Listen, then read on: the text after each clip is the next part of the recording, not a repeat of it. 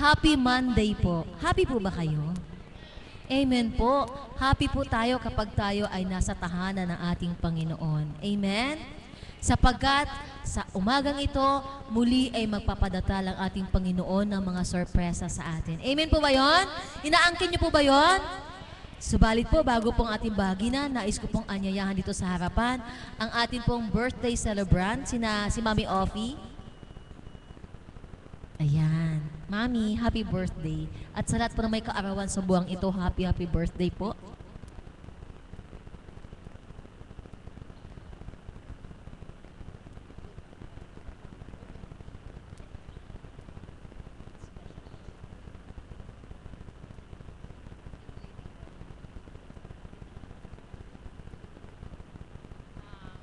Magandang umaga po sa lahat ng mga nandirito, ang aming mga kasamahan sa Divine Mercy.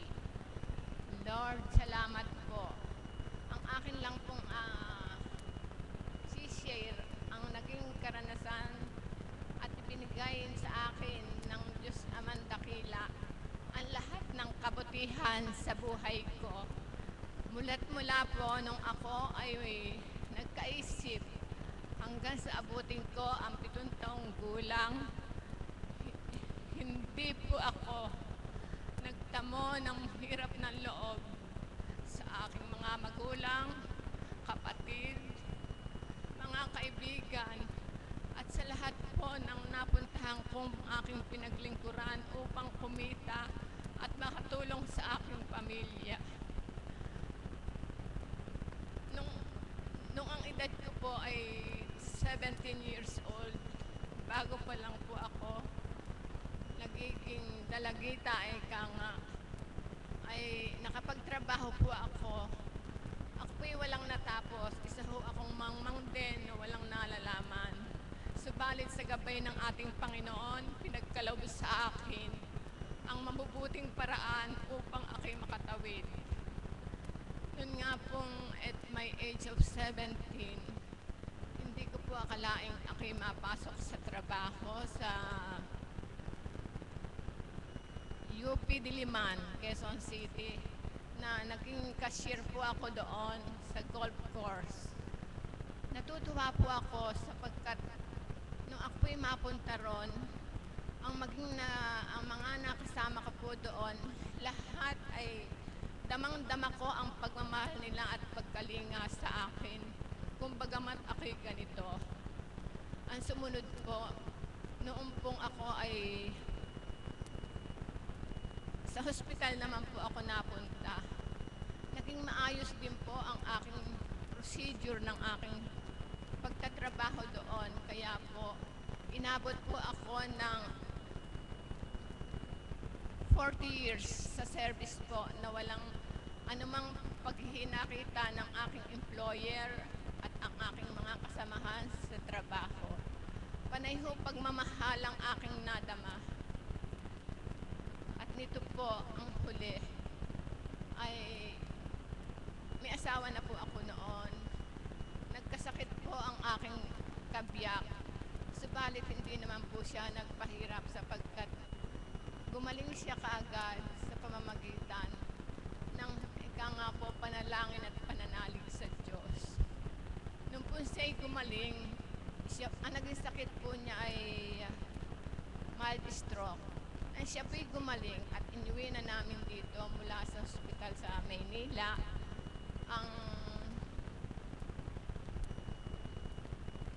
Ay nakita po ng nanaiya na aming isang parang tunay na kapatid at kaanak, ay niyaya kami dito sa Dambana at kami naman po ay sumunod, pumunta kami dito hanggang sa ilang beses po kaming pabalik-balik dito. Nakatamo po siya ng kaginhawahan, lakas ng katawan, nakapagsimba.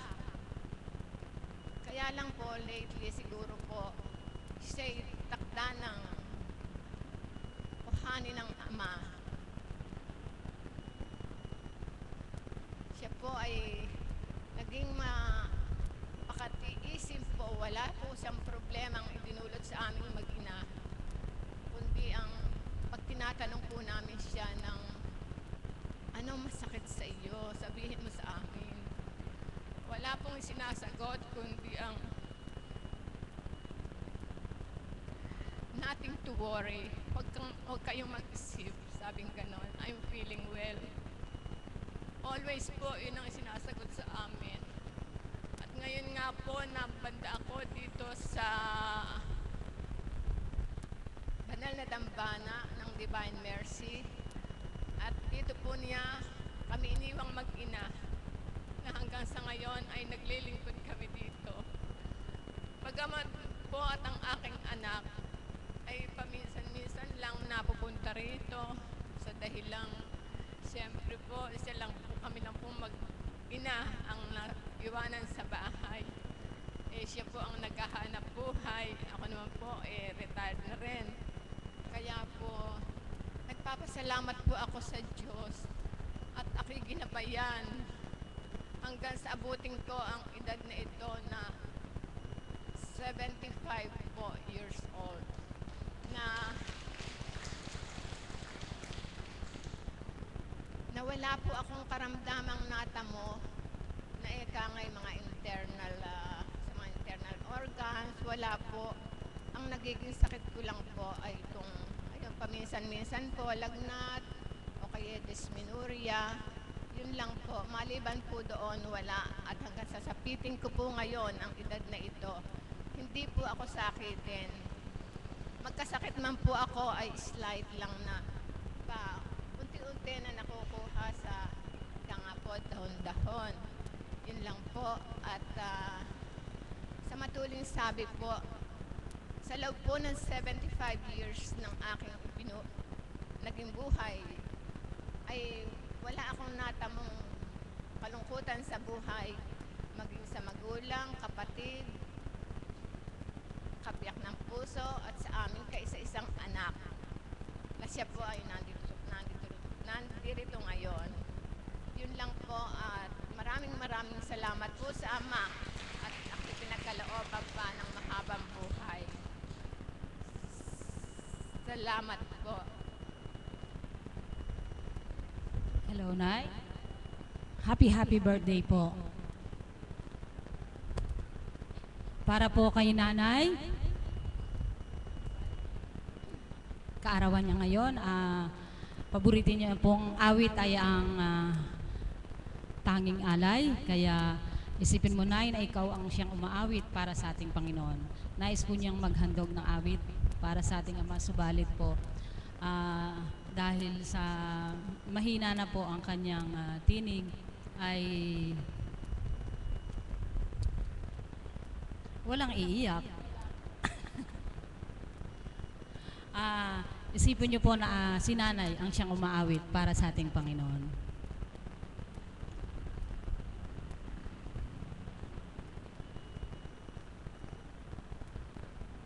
Maestro, tanging alay po.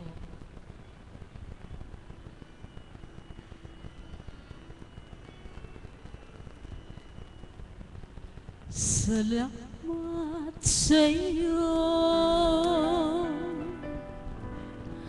aking Panginoong Jesus. Ako'y inibig mo at tinangking lubos.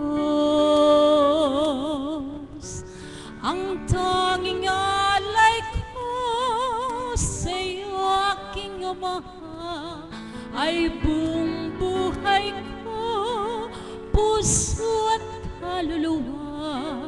Di man makayana makapagkaloob, mamahalin hiyas ni gintong nilukob ang aking dalaki. O Diyos, ay tanggapi ang tanging alay ko, nawa'y gamitin. Ito lamang, Ama, wala nang iba pa akong mahiling.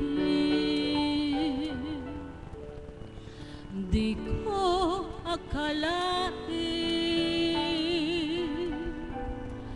na ako ay bibigyang pansin. Ang taong tulad ko di dapat mahalin. Ang tanging alay ko sa'yo, aking Ama, ay buong buhay ko, puso't kaluluwa. Di man makayanan, makapagkaloob, mamahaling hiyas ni gintong niluko. Ang aking dalangin, o Diyos, ay tanggapin. Ang tanging alay ko naway gamitin. Ito lamang, Ama, wala nang iba pa akong mahiling. Aking inihintay ang iyong pagbabalik, Jesus. Nang makapiling ka, kagalak ang lubos. Ang tanging alay ko sa'yo, aking Ama, ay buong buhay ko, puso at kaluluwa. Di man makayanan, makapagkaloob, mamahaling hiyas ni gintong niluko. Ang aking dalangin, o Diyos, ay tanggapin. Ang tanging alay ko naway gamitin. Ito lamang, Ama, wala nang iba pa akong mahihiling. Ito lamang, Ama, wala nang iba pa akong mahihiling.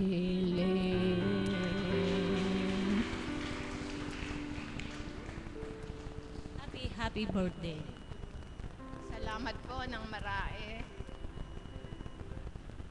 At nawa po, pagkalooban pa tayo ng habang panahon na nagkikita araw-araw, na pare-parehong maligaya sa piling ng ating mahal na Panginoon at kay Apo Kunching na kinalugdan. Amen. Salamat po. Salamat, kapatid.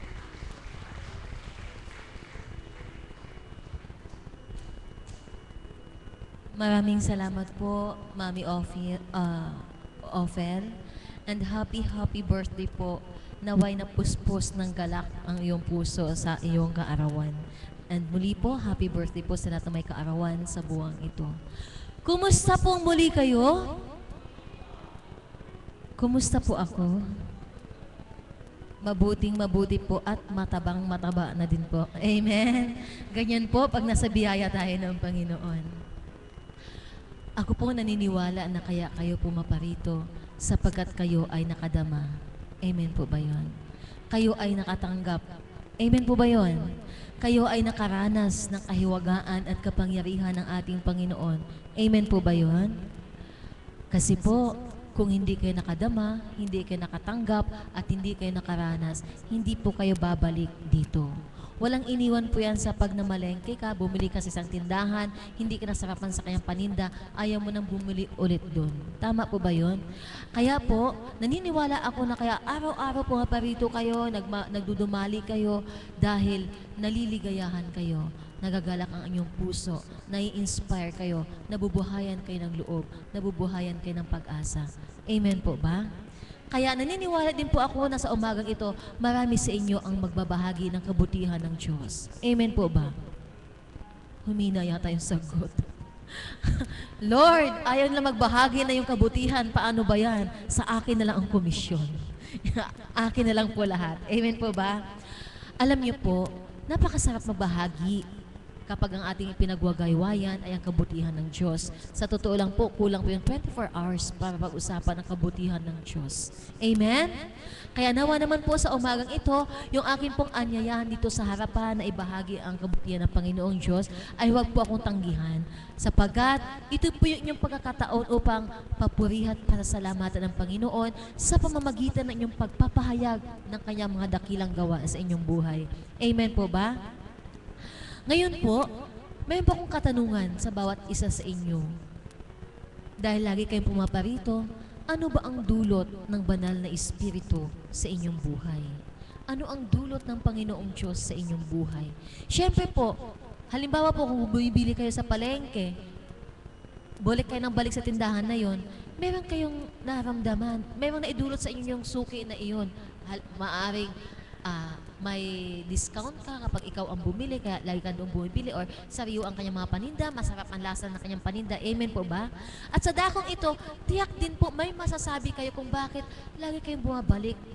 Merong dulot sa inyo ang inyong pagparito. Amen po ba?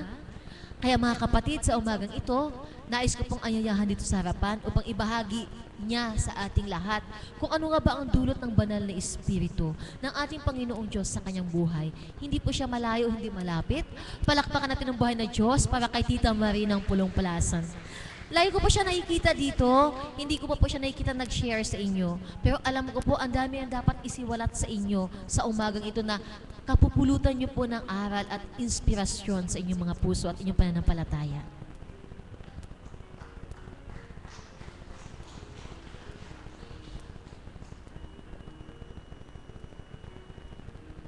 Magandang umaga po sa inyong lahat. Sa inyo po mga alagad, sa mga kaps, sa mga tagasunod po, at sa mga kapwa kong pasyenteng nandirito.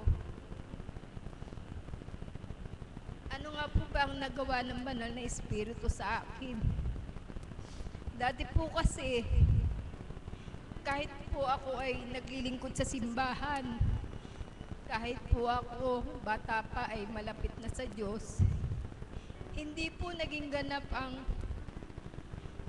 parang pagtitiwala ko at pananalig sa Diyos dahil sa dami ng mga pagsubok na dumarating sa buhay ko.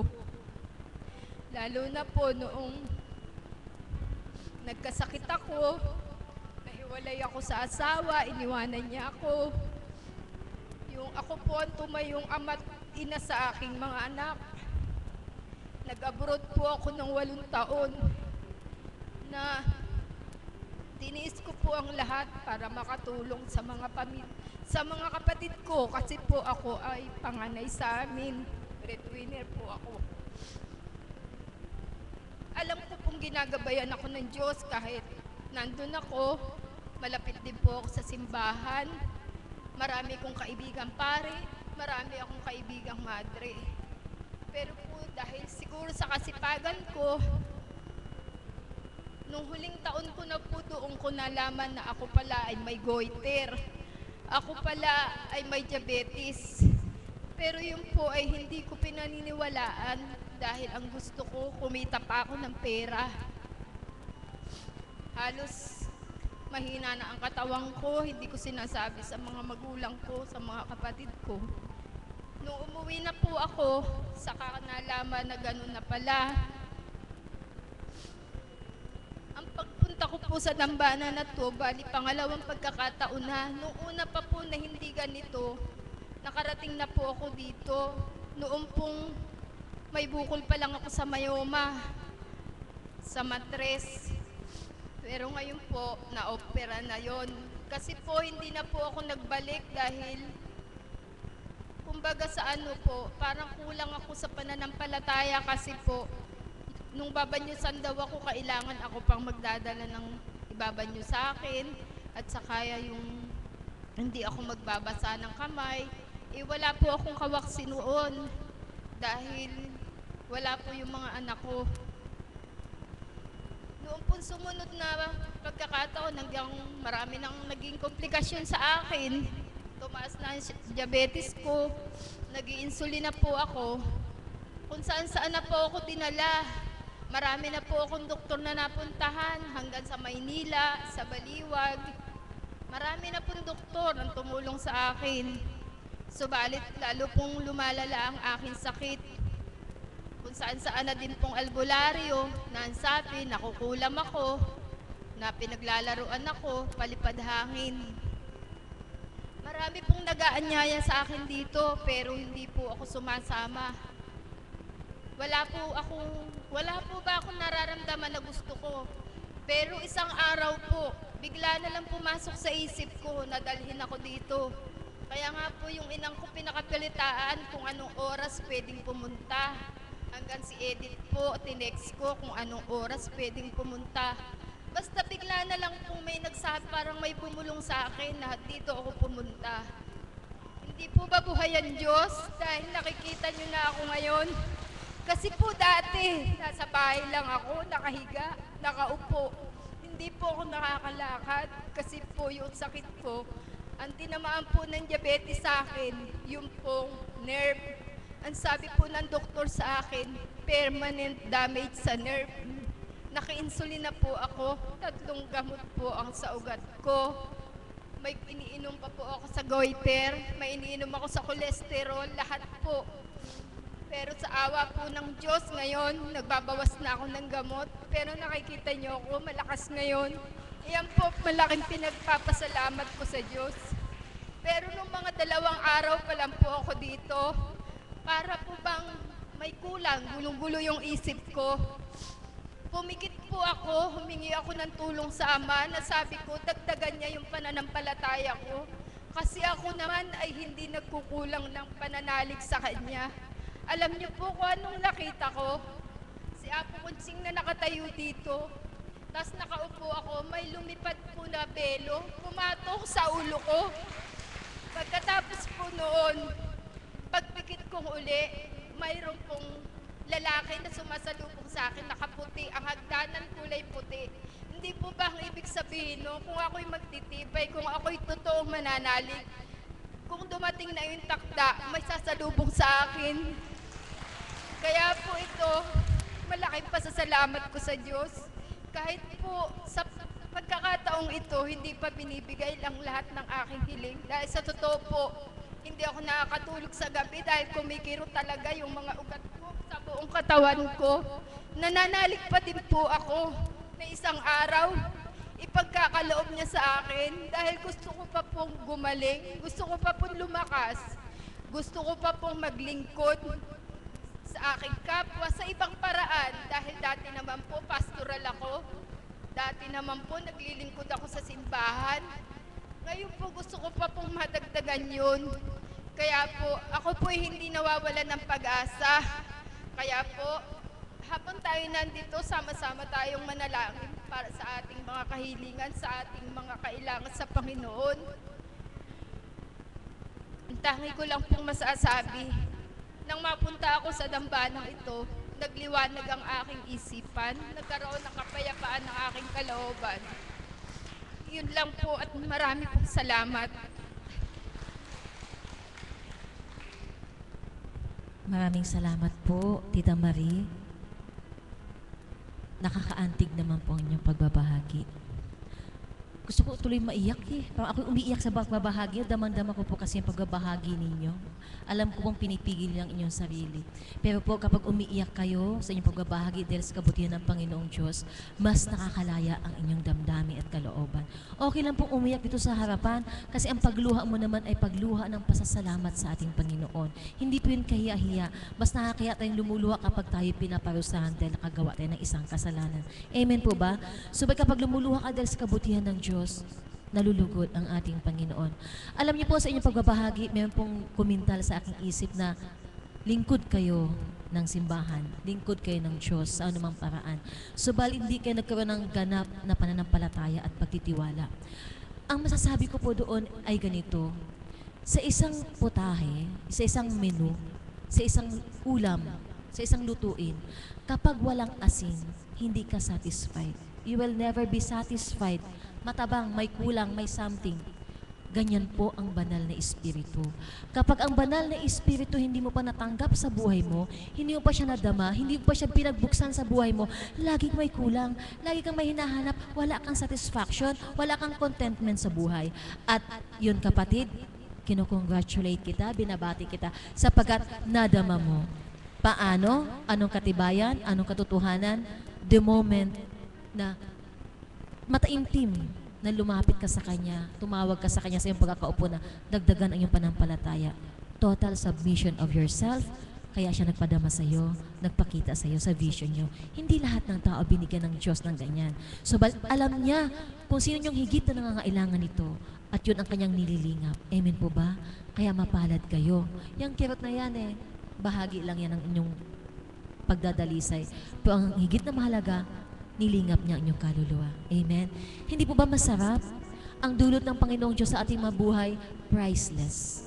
At hindi natin kayang ipaliwanag at ipahayag kung ano nga ba ito. Subalit tayo sa ating mga sarili, naramdaman natin ang kabutihan ng Diyos. Amen? Palakpakan po natin ang Panginoon. Nauunawaan ko po siya kasi po, mother niya, pasyente namin dito, maliit pa lang po itong dambana. And then, one day, nakita ko, nito lang pong ilang araw lumipas, uy, nandito si nanay. Kami pong mga lingkod, ang amin pong kagalakan, inspirasyon, yun po bang mga kapwa namin na nagtitibay. Nakaisa namin sila sa panampalataya at pananambitan sa Panginoon. Kasi alam niyo po, hindi lang po kami naglilingkod para sa aming sarili. Ang kagalakan po namin ay yung nakikita na mayroon kaming kapwa na nakatanggap, nakadama, na nagsasabing buhay ang Diyos. Amen? Muli po palakpakan natin ang ating Panginoon. Tatawag po naman po ako ngayon sa isang lingkod. Mga nakaraang panahon, idadama ng Panginoon na darating ang panahon, maging isang lingkod siya na katulad namin.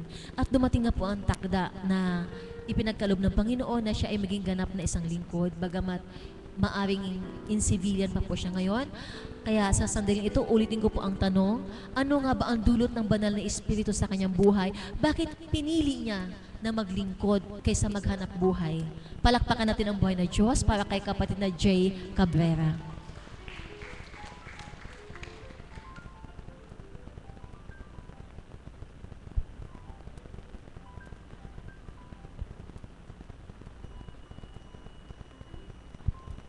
Isang mapagpalang umaga po sa inyo lahat.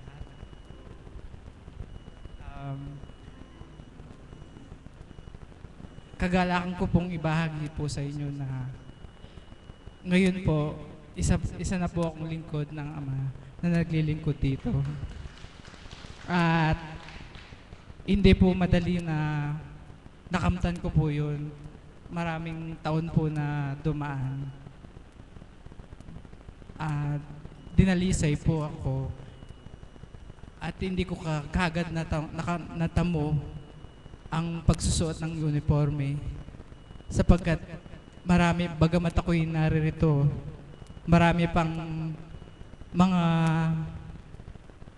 karumihan ng puso ko na hindi ko pa naaalis. Subalit tinakdanan ng Panginoon na ako'y ganap ng makapaglingkod sa dakong ito.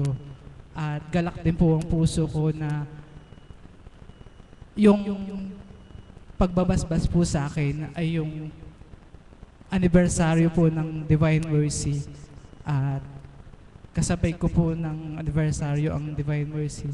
Kaya po, galak na galak po ang puso ko.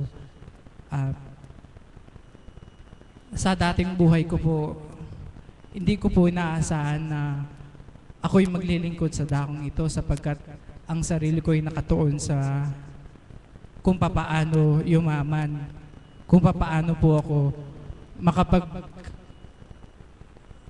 sa kapwa ko at sa aking mga pamilya at maging sa sarili ko. Subalit iba po yung takda ng Panginoon para sa akin.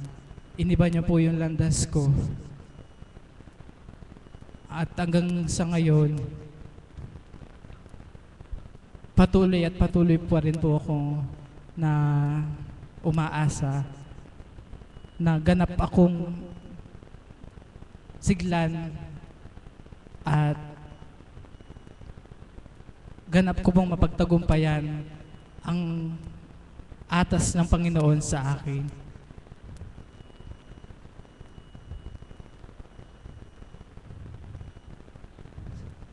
Sa aking buhay po, maraming din pong dumating na mga pagsubok sa buhay na akala ko hindi ko mo malalampasan. Ganun po kasi ako sa dating buhay, hindi po ako, pag dumadating po yung mga pagsubok, kagad nag-give up po ako.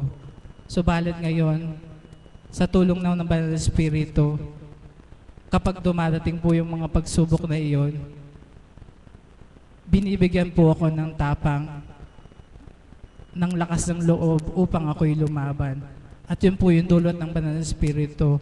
Kaya po patuloy po akong naririto at umaasa sa kanyang kapangyarihan na ang lahat ay magagawa niya sa aking buhay at ako'y magtatagumpay. Buhay po ba ang Diyos?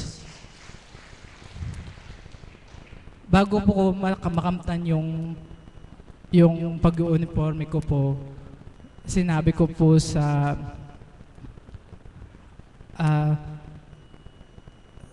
nung 5 taon, bali po, nung sinambit po ng mahal na po na ako'y mag-uniforme na po, mga month of May po, subalit, hindi po pagdaka kinabukasan mag-uniforme ka na. Ang lahat ay may takda. At umabot ng 5 buwan po.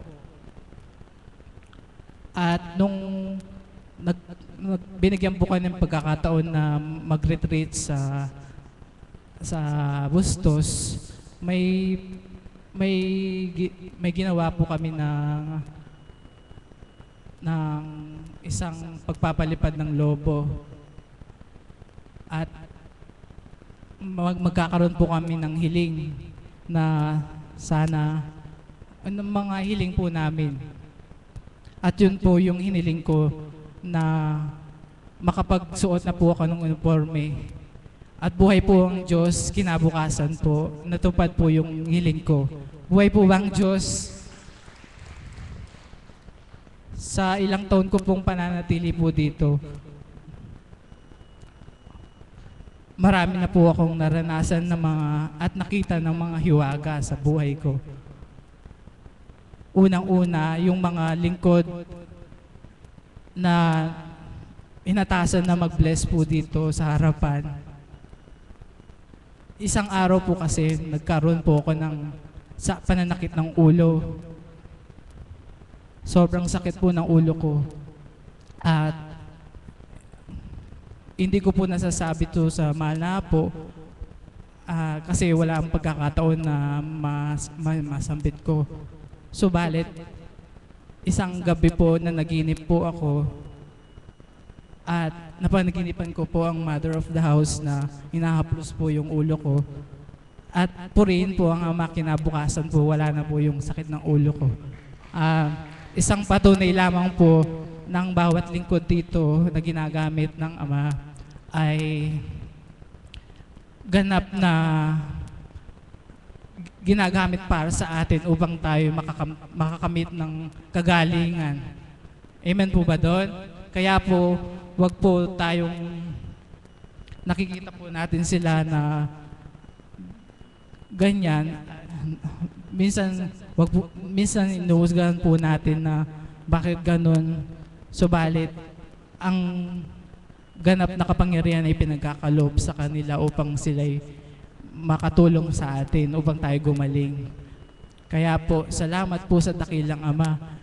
At ako'y naglilingkod na sa dakong ito. Nawa mapagpatagumpayan ko po ang pagiging isang alagad ng dakilang Ama. Maraming salamat po. Salamat, anak. Alam niyo po, isang kataga po yung tumimo sa aking kaisipan doon sa pagbabahagi niya kung bakit daw po hindi niya agad nakamtan ang pagiging isang ganap na lingkod na naka-uniforme. Dahil sabi po niya mismo, Marami pa siyang mga dumi sa kanyang puso na hindi niya naisusuko sa ating Panginoon.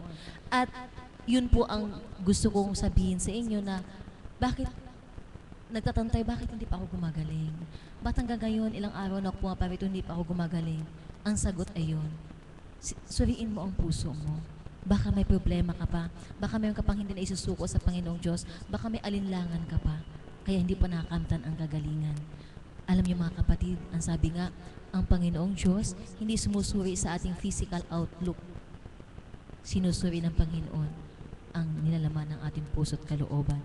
Kung gaano tayo katotoo at katapat sa ating panambitan at panampalataya sa Kanya. Amen po ba? Kaya po ang gamutan dito, hindi po isang click, galing na ako. Pwede po kung ganun katindi ang panampalataya nyo. Amen? Isang click, pwede. Ayon sa kalooban ng Panginoon, ayon sa iyong panampalataya at pagtitiwala. Amen? Kaya yung mga katanungan po natin, bakit hindi pa ako gumagaling? Tanangin natin ating mga sarili, ba't kaya hindi pa ako gumagaling? Amen po ba? Ngayon naman po, nais kong tawagin ang dalawang choir upang tayo naman po ay aliwin. Palakpakan natin ang buhay na Diyos para sa aming guro, na si Tita Glo, at para sa aking nanay na si Nanay Myrna.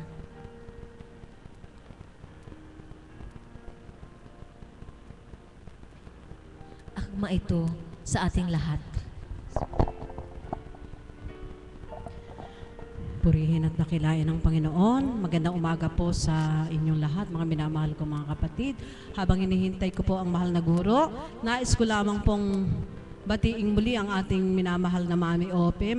Maligayang kaarawan po, Mami. At sabay na rin po ang panghingi ko ng papaumanhin. Pangalawang birthday nyo na po ito. Simula nung mithiin po ninyo tayong dalawa magkaawitan. Pero hindi po niloob ng Ama. Ano po? Sa dami po siguro ng mga patawad po. Subalit sa kalooban ng Ama, sa pamamagitan ng kapatid na Pilaray, na bigyan tugon po ang inyong kahilingan. Okay, buhay ang Diyos. Sa kabila po ng mga dinaranas natin, kalamidad, kanina po medyo nanood ako ng TV, nakita ko kung paano yung gawing Tacloban, Iloilo, na napuntahan po namin sa panahon ng pagmimisyon. Nakita po namin sa TV, talagang wasak siya. Tapos yung opisina na tinuluyan namin doon, kinokontak po yung tao na nandun sa opisina na yon, hindi na po makontak. Talagang hindi alam kung ano na nangyari doon sa pinuntahan namin na pinagmisyonan dati. Subalit, sabi nga, ang mga Pilipino sadyang matatatag, malakas ang pananalig sa ating Panginoon dahil sa kabila ng ating pong mga dinadanas sa trahedya, patuloy tayong nakatayo, matatag. May sakit ka man, ano pa man ang dinadanas mo sa buhay, lumalaban pa rin ng may katatagan at may pananalig sa Diyos na hindi tayo pababayaan. Kaya po, sabi ko nga habang nagsasalita si kapatid na Ana, sana binilisan ni Ana. Kasi baka mamaya maubos na yung boses ko. Talagang sobrang hirap po ako sa pagkanta, pero talagang pinipilit ko po at gusto ko po na makapaghandog ng awit sa inyo kahit po ako po ay malat na malat. Kaya po, kumuha ko ng sa akin ay sasaklolo. Si kapatid na Myrna. Kaya tayo po lahat, di ko alam kung may lalabas eh. Talaga pong, sabi nga, smile. Para po kay, sa birthday celebrant natin, kay Mami Ope, ayun. Happy birthday po. Happy birthday po. Ayun pala siya. At sa Tita Peli, Tito Mike, alam ko po, paborito niyo po yung kanta na to kahit na medyo namamaos po ako at hindi ko po alam kung ako'y makatatagpos doon sa kanta na to para po sa inyo.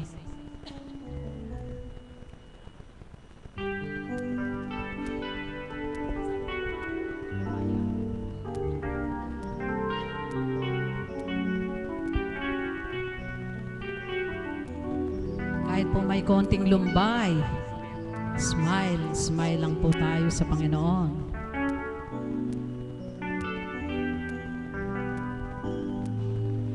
Smile, though your heart is aching.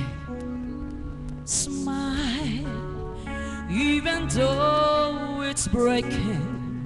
When there were clouds in the sky, you get by. If you smile to your fear and sorrow, smile, and maybe tomorrow you'll find that sun comes shining through. If you just light up your face with gladness, hide every trace of sadness. Oh, though what's here may be ever so near, that's the time you must keep on trying. Smile, that's the time, so trying. You feel that life is still worthwhile. If you just smile.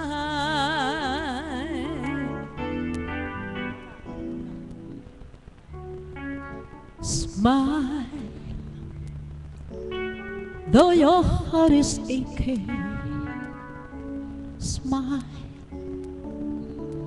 even though it's breaking. When there are clouds in the sky, you'll get by if you smile through your fear and sorrow. Smile, and maybe tomorrow you'll find the sun come shining through for you. Light up your face with gladness, hide every trace of sadness. Although a fear may be ever so near, that's the time you must keep on trying. Smile, what's the use of crying?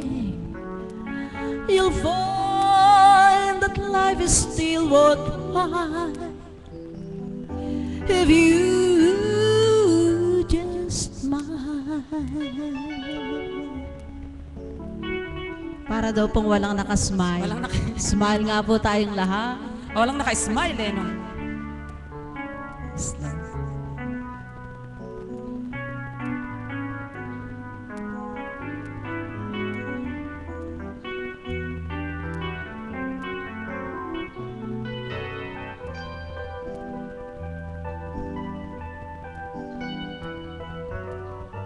Mami Peli, para po sa inyo, Daddy Mike.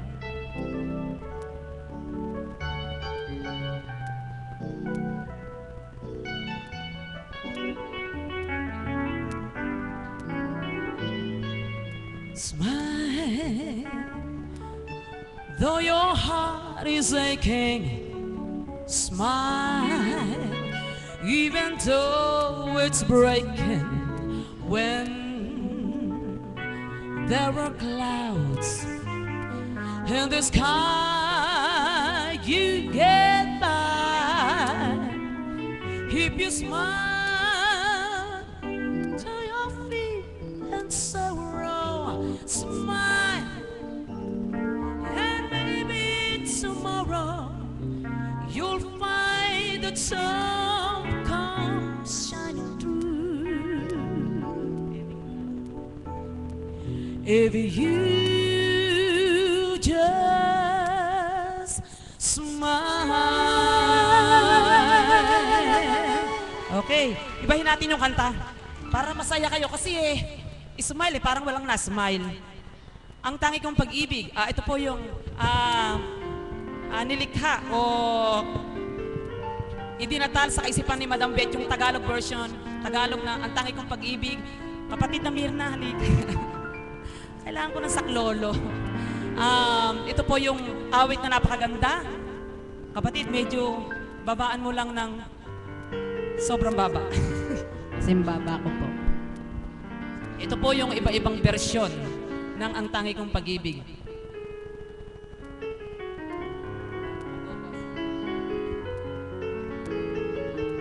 Mga kapatid, ang awiting ito'y napakamalumang-maluma. Subalit ito po ay niloob ng Ama na i-revive ng ating kapatid na si Mami Beth. Damhin po ninyo ang lyrics ng awitin. Huwag po nating pagsawaang pakinggan, namnamin, at damhin. Okay, kahit na... Pumalakpak po muna tayo. Yan. Para lumabas yung boses ko. Ayan, lumabas eh.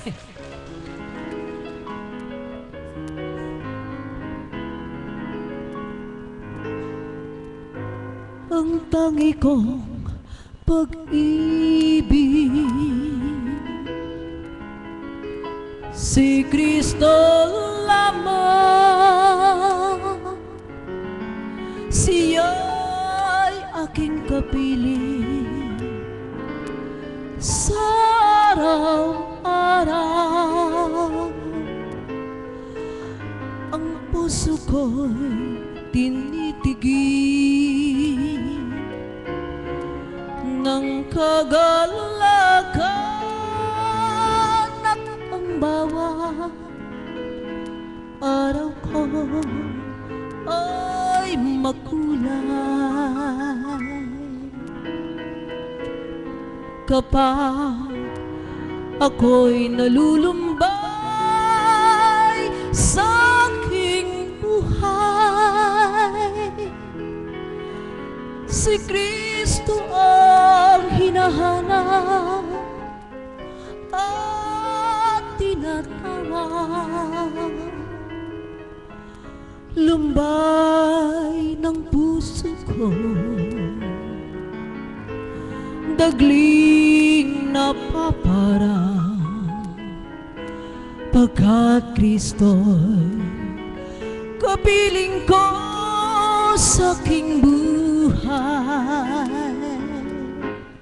Ang tangi kong pag-ibig, si Kristo lamang. Siya'y aking kapiling sa araw-araw. Ang puso ko'y tinitigil ng kagalakan. Salamat po. At bawat araw ko ay makulay kapag Ako'y nalulumbay sa aking buhay. Si Kristo ang hinahanap at tinatawag. Lumbay ng puso ko, dagling napaparang, pagkat Kristo'y kapiling ko sa aking buhay. ang tangi kong pag-ibig, si Kristo lamang. Siya'y aking kapiling sa araw-araw. Ang puso ko'y tinitigil ng kagalakan, at ang bawat araw ko ay makulay Kapag ako'y nalulumbay sa aking buhay, si Kristo ang hinahanap at tinatawag.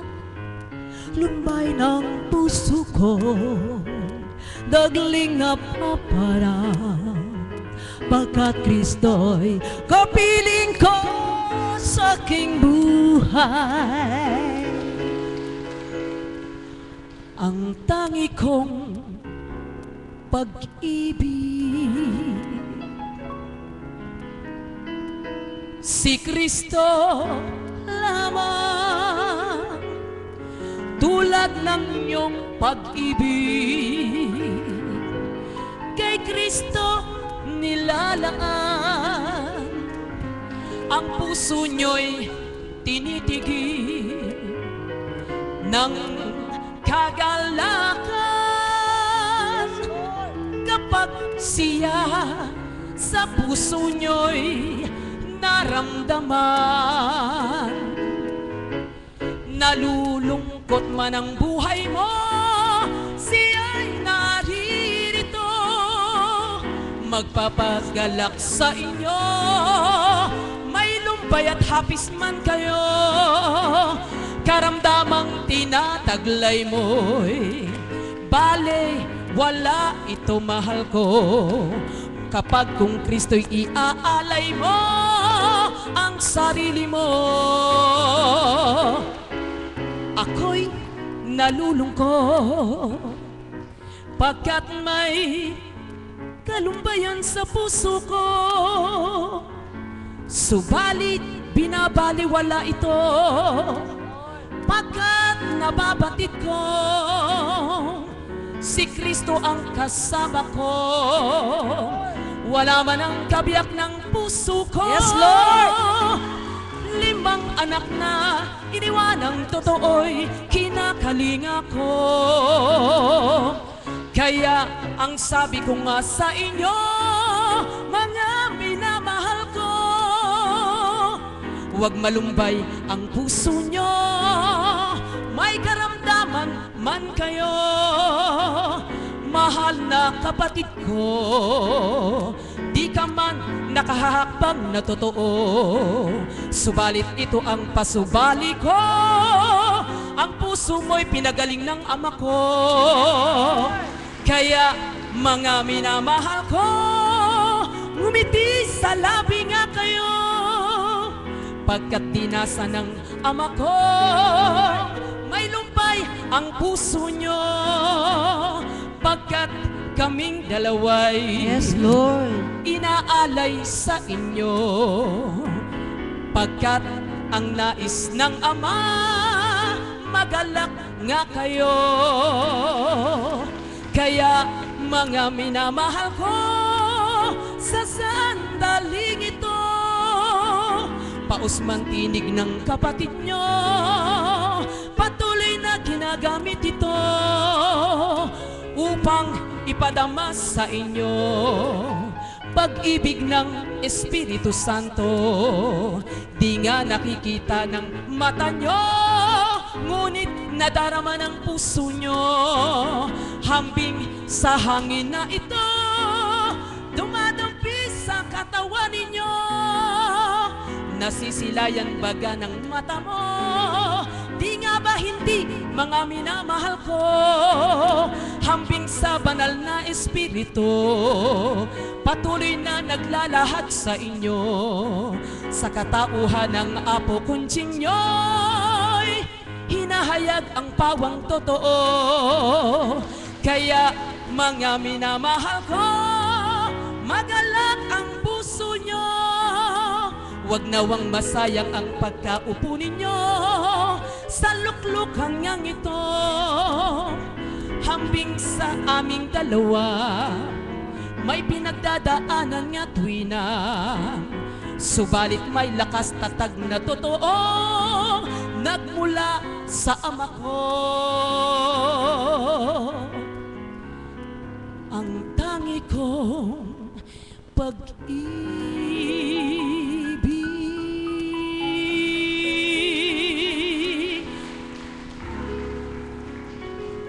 Ayun, wala po kami magagawa. Talagang hindi po na. Purihin po ang Ama. Kung napansin po ninyo, bago po kami tumindig, sabi ko, mahal na guro, kung kalooban po ng Ama, baka dumaloy po sa inyo, ako po iluluklok na, pagtapos na po yung ating ginampanan, niloob po na ako'y tumindig din. Kaya po mga kapatid, mapapalad po kayo, sapagkat tuwin ang bawat tumitindig sa harapan, hindi sa ganang sariling kagustuhan. Kung sa tuwin na po'y narinig nyo paulit-ulit ang awitin, ito po ay pinagpagala ng ating kapatid na Mami Beth, na ibahin ng mga liriko, nakaukulan sa Ama, hindi bilang makamundo. At pag po dinamnam po ninyo, tinimo sa puso ninyo, magagalak po kayo. Nagalak po ba kayo? Maraming salamat Okay, salamat po. Kasi po, sa totoo lamang po, nang tumindig ako, sabi ko, Panginoon, Bakit ganito? Parang, nang tinawag ko po, sabi ko, kanta tayo. Kaya lang, kailangan kasama kita kasi hindi ko nga po alam. Pero ginaya ko po ang sarili ko kahit ako'y mapiyok. Kasi hindi naman po ako dapat mahiya. Kahit po ako'y mapiyok sa harap ninyo. Amen. Hindi ko po kailangan mahiya sa tao. Ang mahalaga, makapag-alay sa Panginoon. Hindi po dahil, Yes, Lord. ang totoo po kahit po singer ako, as professional singer, pag po napiyok ka, kahiya-hiya yun. Pero sa akin po, baliwala po yung kahit ako'y mapiyok. Marami pong beses nangyayari sa akin yun. Tinanggal po ng Panginoon ang hiya ko. Kaya sabi ko, kapatid Lika, sabayan mo ako sa pagkanta kasi nga, may diferensya ang ano ko. Subalit nung umaawit na po kami na nakikita po ng Panginoon, nakikita po tayo, malungkot lahat Kaya, ayun, bigla niyang iniba yung kanta. Hindi ko na po alam kung paano nagkasunod-sunod yun. Sagana pong ako talagang hindi ko po kayang pag-aralan yun. Mahina po ang memorization ko. Kaya po, purihin ang Panginoon. Kapag ginamit ka, wala kang magagawa, ibubuka mo bibig mo kung papaano sa tuwin ay nakikita nyo ang mahal na Apo Kunching.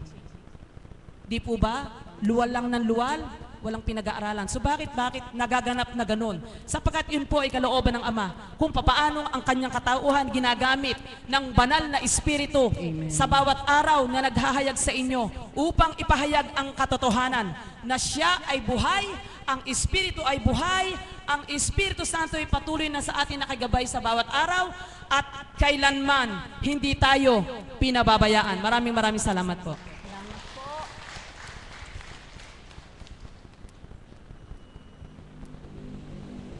Salamat po sa inyong mga magagandang tinig at magagandang awitin. Nagising po ba kayo? Alam niyo po, nakikita ko yung iba, ang saya na nang umaawit ito, sabi na, walang kami action. Nagising na po ba kayo? Wala na pong ganito. Yun po, ako po yun In-observe ko po bawat isa sa inyo po, ano yung nagiging dating sa inyo, emosyon ninyo, ayon po doon sa nagabahagi dito, ayon po sa kalaawitin. Pero hindi naman po lahat. Ayun po. Meron pong iilan.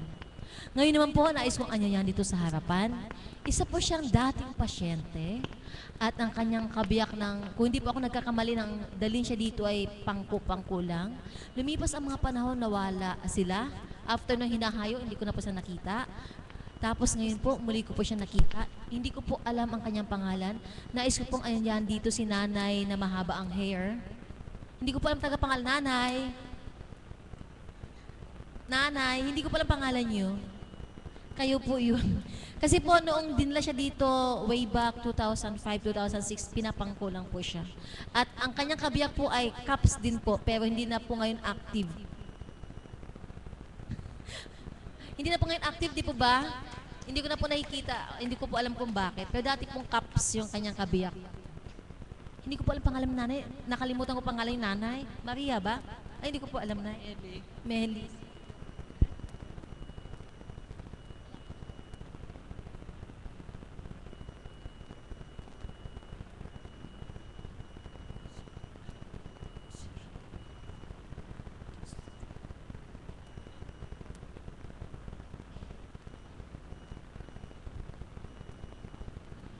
Gandang umaga po sa inyo. At ang apyo. Magandang umaga po sa inyo lahat.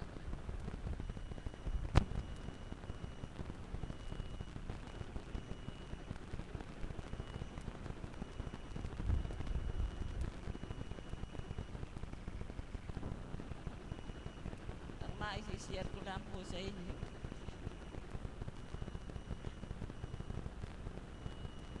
Yung pong naging karanasan ko nung magkasakit ako.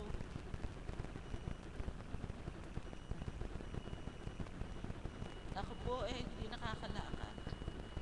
Pangko lang po ako nung mister ko. Pero po sa awa ng Diyos, dito po ako gumaling.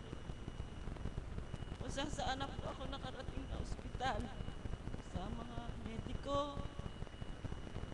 Hindi pala po ako kagalingan. Pero po nung nagpunta ako dito, naramdam ko po ang kagalingan ko. Isang beses lang po akong binanyusan ni Mama Mary. Nakalakad na po ako. Wala po akong gamot na ininom. Wala akong pagtubig lang po dito. Tubig lang po ang ininom ko. Sabi ko po nga po, buhay po ang Ama. Dito ko lang po naramdaman ng pagmamahal.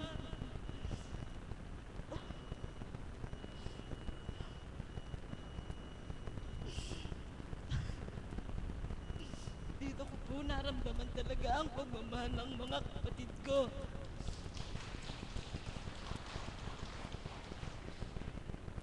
Doon po sa amin, sa pagkatao, talaga po, dinalait po nila ako. Sabi po nila, kung ganyan lang yan, ano pang papagamot niyan, ano pang kukuha niyan, sabi ko po, sa ako na lang po ako mananalig kung ganun po ang kuha nila sa akin. Kaya po, nagpapasalamat po ako sa Ama na pinagaling po niya ako. Tinulungan po niya ako matuwid ang tunay na landas na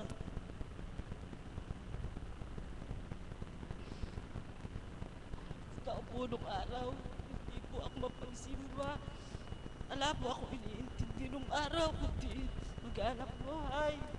Hindi ko po alam yung sisimba ko o wala po akong alam noon. Pero po nung narating po ako sa dakong ito, natikman ko po talagang manghingi ng tawad sa Panginoon. Tutulungan po niya akong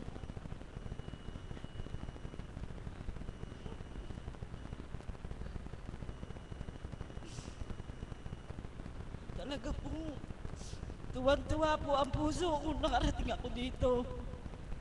Mayat po, hindi po ako araw-araw noong nakapupunta dito.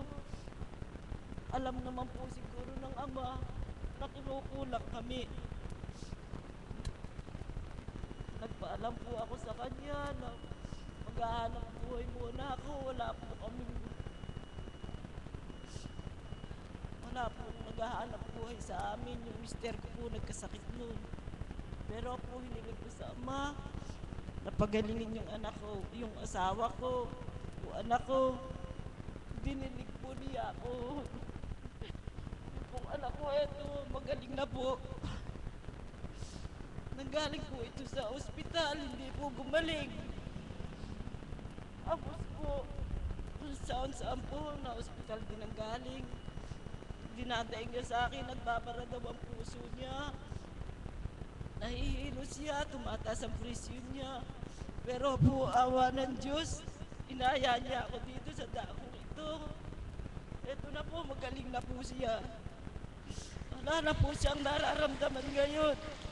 Pinagsiyam ko po siya dito. Sabi ko, anak, doon ako gumaling, kaya doon ka din gagaling. Buhay na buhay po ang Ama. Nagpapasalamat po ako sa kanya at tinutulungan po niya ako. Kaya po, Ama, kayo lang po ang nakababatid mo nga sa puso ko, sa isip ko. Tulungan mo rin po mga pamilya ko, mga kapatid ko. Inihiling ko po sa inyo, Ama. Tulungan mo po ako. Salamat po. Maraming salamat po kay Apo at sa mga alaga at sa mga kaps sa tigasunod. Salamat po.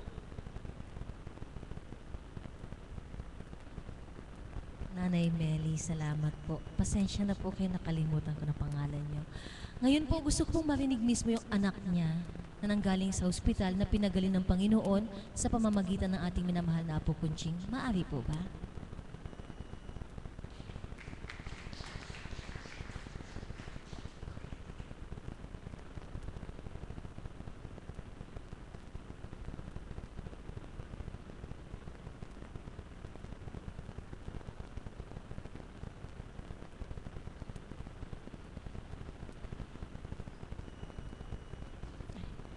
Magandang hapon po sa inyong lahat, sa inyo pong mga alagad po.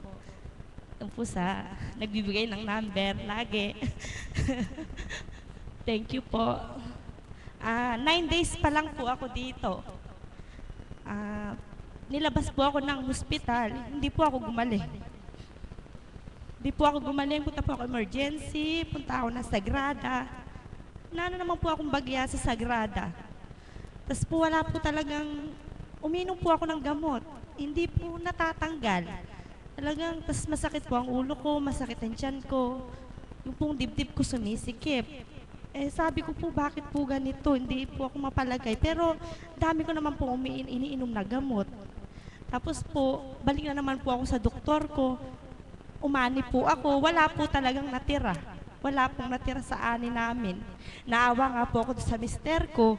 Eh talaga pong ganun, wala po akong magagawa. Pero wala na po talaga eh. Sabi ko po sa nanay ko, wala po akong kagalingan sa doktor. Nagyaya po akong pumunta dito. Sabi ko po sa kanya, kasi po alam ko po, dito siya gumaling. Nung po kasing dadalhin ako sa ospital, yung sasabihin ko po yung totoo, dadalhin po ako sa ospital. Sabi ko po sa mister ko, dito ako dalhin. Ayaw niya po. Ayaw niya po. Sabi niya po kasi, patingin mo niya daw po ako sa doktor, bago daw po dito. Pero gustong gusto ko po na pumunta dito, bago po sa doktor. Eh, pinagbigyan ko na po siya. Dinala niya po ako sa doktor. Hindi po talaga ako gumaling. Nakibit pa po ako. Nung pong isa nga, nakibit po ako. Yung po gumaling na po yun. Tapos po, niyaya ko po yung nanay ko. Sabi ko, punta po tayo kay Apo Kunching. Sabi, agli-agli naman po yung nanay ko, tsaka yung tatay ko, dalhin mo yung anak mo doon, sabi niya. No, so sabi po ni Apo, babanyusan daw po ako. Ngayon nung binanyusan ako, nung unang banyus ko, para pong napakalamig talaga. Pero mainit po yung tubig. Nung po binanyusan ako, malamig po pakiramdam ko, pero mainit yung tubig na umano sa akin. Tapos nung sunod-sunod na araw, napakagaan mo talaga ng pakiramdam ko. Tapos nung isang araw, sabi nung mister ko, pupunta ka? Sabi ko, oo. Eh sabi niya, paano ka pupunta? Wala tayong tricycle. Lalakad ako. Sabi ko, totoo mo, lumakad ako. Mula po sa Nasidro hanggang sa amin. Nung pagdating ko sa San Roque, meron po akong tricycle na nasakyan. Yun po, nasakay ako. Para po makapunta ako dito. Gawa po ng ama yun. Napakabuti po ng ama. Napakabuti po talaga. Tsaka ho dati, totoo po, nung hindi naman, nagsisimba naman po ako, hindi naman po lagi. Pero hindi ko po nakakalimutan ng ama. Bago matulog, bago po kumain, kahit po sa makarating, hindi ko po siya nakakalimutan. Pero po talaga yung iba yung buo po dapat. Para po gumaling ka, manampalataya ka po talaga dapat sa ama. Napakagaling po talaga ng banal na espiritu. Ngayon po, 9 days na po ako, magaling na po ako. Magaling na po talaga pong makakapagtrabaho na po ako ngayon. Kasi po 2 months po ako na itong nagtrabaho. Ngayon po makakapagtrabaho na po ako. Sa Webis po, tatrabaho na po ako. Yun lang po, maraming salamat po. Maraming salamat po sa ama. Thank you po. Buhay po ba ang Diyos? Maraming salamat po sa lahat ng nagbahagi.